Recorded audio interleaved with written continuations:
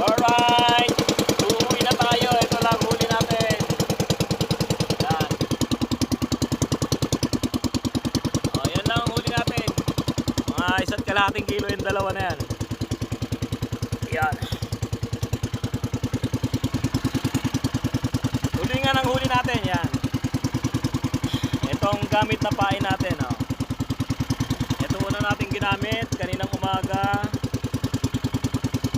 Yan. Oh. Yan ang tama ng kagat.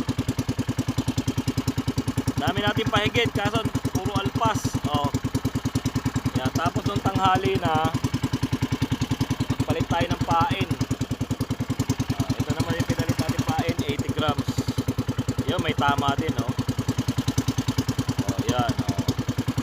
May tama din siya. Tapos naputol yung isang kawil niya. Yun, oh. Putol.